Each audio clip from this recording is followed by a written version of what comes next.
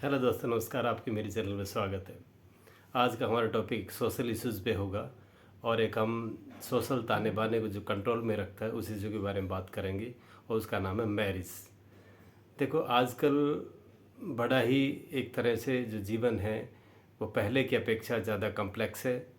पहले जीवन सीधा साधा होता था और अभी कुछ इस तरह की जिम्मेदारियां आ गई है, कुछ इस तरह का कंपटीशन आ गया है कि मतलब थोड़ा सा हम ये सोचें कि भी हाउ टू लिव और हाउ टू सर्वाइव और how to keep a family in a pace, तो थोड़ा सा डिफरेंट तरह से एडजस्ट करना पड़ता है।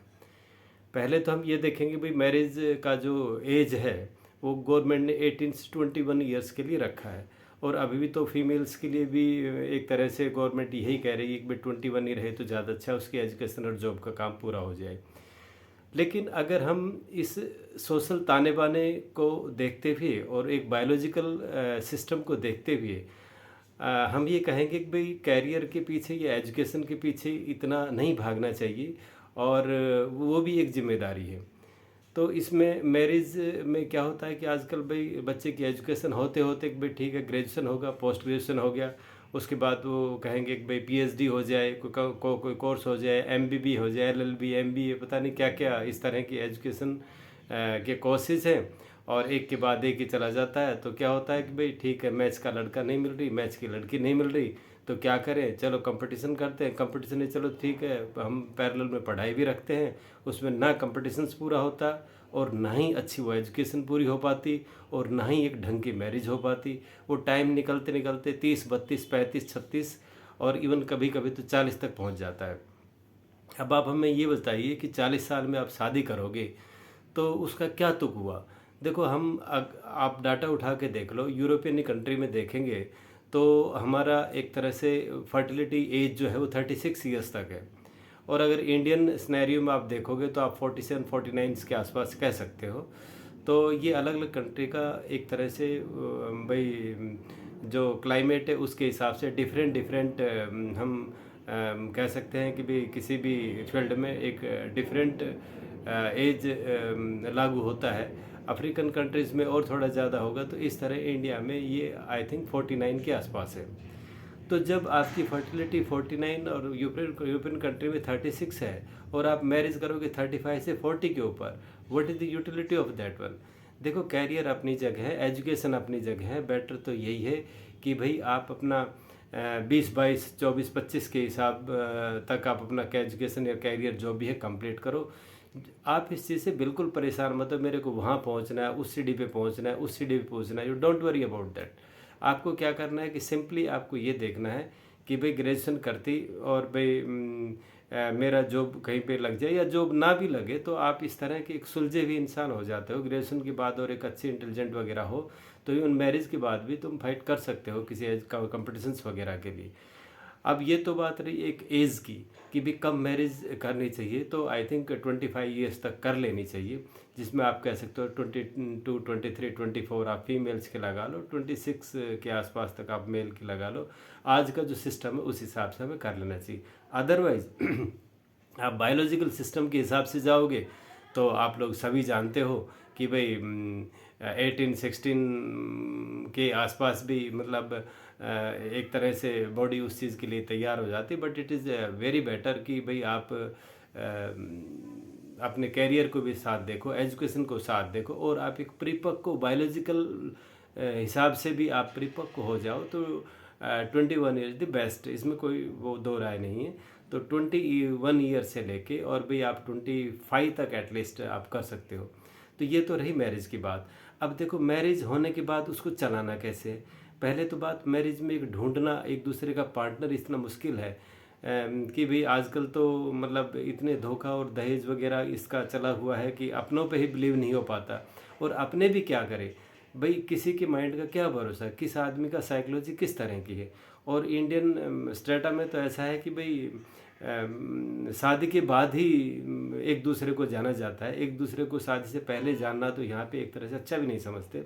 बट धीरे धीरे सिस्टम चेंज हो रहा है और एक तरह से भाई बच्चे आपस में मिल के और 1-2 साल साथ रह के और वो एक दूसरे को पसंद करके इस तरह शादियाँ भी कर रहे हैं। अब किस तरह की वो सक्सेसफुल रहती है या पहले वाली सक्सेसफुल, वो तो टाइम ही बताता है। बट सक्सेसफुल का एक दूसरा रेशो है। सक्सेसफुल का मतलब यही है कि अगर आप एक दूसरे का रेस्पेक्ट करोगे, एक दूसरे के बारे में टॉलरेट करोगे, इग्नोरेंट चीज़ों को इग्नोर करोगे। मान लो कोई चीज़ आपको पसंद नहीं है अपने पार्टनर की, तो just try to ignore that. और भाई अदरवाइज यू कन्विंस हर और हिम कि भाई ये ऐसा नहीं ऐसा है। बट अगर कहीं पे जिद वाली बात आ जाती है कि मैं ही ठीक हूँ या मैं ही अच्छा सोचता हूँ, वहाँ पे शादियाँ ज़्यादा आगे तक नहीं चलती। और एक दूसरे को ऐसा नहीं कि एक को ही कंप्रोमाइज़ करना है, और कंप्रोमाइज़ का भी एक एक्सटेंट देखा जाता है। ये नहीं कि भी एक अट्रॉसिटी चल रही है और उसके अंदर आप अंडर प्रेशर कंप्रोमाइज़ करते जा रहे हो, that is also not good. ये एक तरह से म्यूचुअल होना चाहिए। और म्यूचुअल अगर आपका कंप्रोमाइज़ है, म्यूचुअल एक दूसरे की जो अच्छी नहीं निकलने वाली बातें को इग्नोर करते हो, तो आपका जीवन बड़ी आराम से सफल होगा। और देखो यही है कि आजकल भाई मेल फीमेल दोनों अर्निंग मेंबर्स बन गए हैं। तो उसमें ये तो है नहीं कि भाई इसका काम तो, फीमेल का काम तो भाई घर को चलाना है, मेल का काम अर्न करना है। उस तरह का भाई सिस्टम अभी ख़त्म हो गया है। और इवन जिन घरों में लेडीज़ है, हाउस वाइफ्स हैं, वो भी इतना काम नहीं करती। आप देखते हो वो सिर्फ चिंताएं करती है।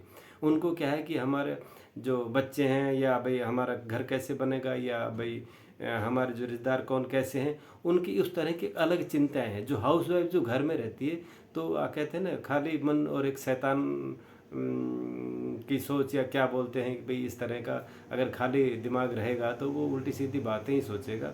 तो हम ये कह सकते हैं हाउस वाइफ चिंता के अलावा आजकल और कुछ नहीं करती है।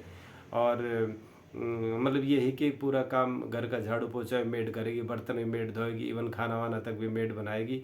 ये नॉर्मल, मैं एक तरह से मिडिल फैमिली की बात कर रहा हूँ। तो आप इस चीज़ों को देखिए कि भाई मतलब अर्न तो दोनों को ही करना चाहिए। और जब दोनों अर्न करें तो दोनों फाइनेंशियल इंडिपेंडेंट है, तो दोनों को एक तरह से एक दूसरे का रेस्पेक्ट करना चाहिए।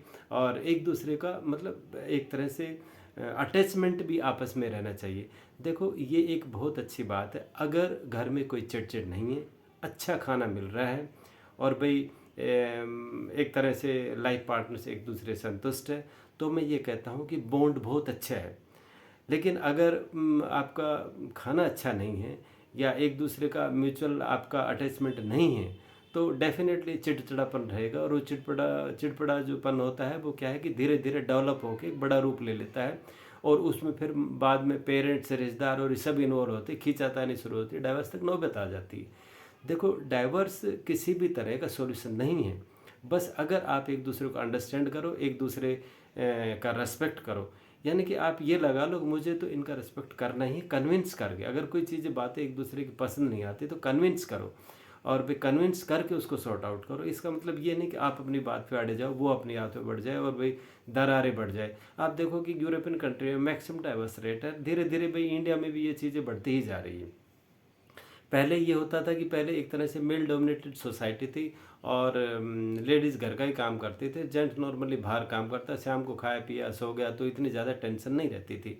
और आजकल क्या है कि ये मीडिया वगैरह हो गया, और भी ये टीवी वगैरह होगा, इससे थोड़ा माइंड वाइड अप होगा, हर तरह सोचता है, हर कोई अपनी आज़ादी के बारे में खोजता है। तो मैं ये कहूँगा कि अगर एक मैरिज को अच्छा चलाना है तो रेस्पेक्ट ईच अदर, और भाई इग्नोर उन चीज़ों को जो आपको एक दूसरे को ही मतलब एक तरह से अच्छी नहीं लगती, उसको इग्नोर करो। और ट्राई टू एडजस्ट, क्योंकि एडजस्ट कई बार देखो हम ये भी कहते हैं कि कई बार जो आपको कोई चीज़ बुरी लग गई, तो उस टाइम एक आपकी स्पाइक्स आती है, मतलब जो दिमाग में एक स्पाइक्स उठता है, और वो सर्ज करंट एक तरह से माइंड का वो गुस्सा जो होता है वही सब कुछ ख़राब कर देता है। अगर दोनों तरफ से ऐसा होगा तो वो बस ऐसा विस्फोट होगा कि वो कहेंगे नहीं, हम तो अभी तो एक दूसरे के साथ रह ही नहीं सकते।